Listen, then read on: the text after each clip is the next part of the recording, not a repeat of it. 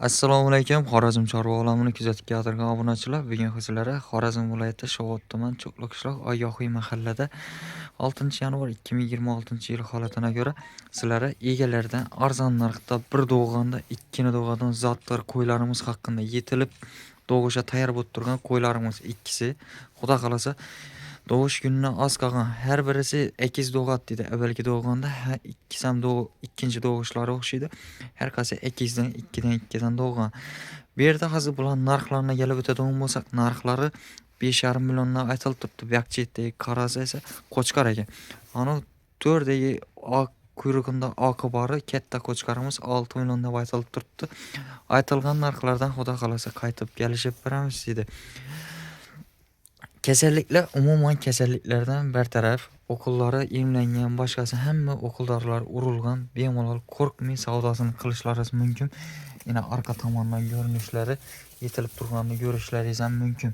Bu yoqda yana bir narimiz ko'rishingiz mumkin o'g'illar. Bemalol ko'rib kelaverasizlar. Yana orqa tomondan pastda telefon nomerlarini qo'yamiz, og'amiz bilan bemalol bog'lanib kelaverasizlar. Videomiz davomida ona bola sigirlarimiz bor. Videomiz davomida ona bola sigirlarimiz ham qo'yamiz. Kimga yoqsa pastda telefon nomerlariga bog'laninglar. Ekiz o'g'atni qo'y izlab birgalar uchun yoki katta qo'chqar izlab birgalar uchun zo'r imkoniyatlardan birisi.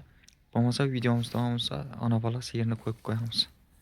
Assalomu alaykum. Xorazm chorva olamini uzoq yaqindan kuzatib keladigan obunachilar, bizlarni qo'llab-quvvatlab keladigan zimliklar, xorazmliklar, sizlar uchun zo'r bir imkoniyatlar bo'lgan. Ana bola sotuvga qo'yildi. Egalardan arzon narxlarda. Bolasi 2 oylik, 3 oylik qachar.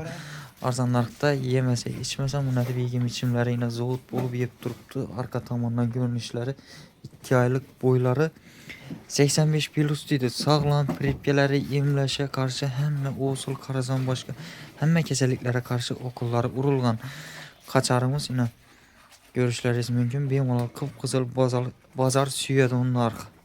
Bozor yaxshi ko'radi-da buni qizil qora mollarni.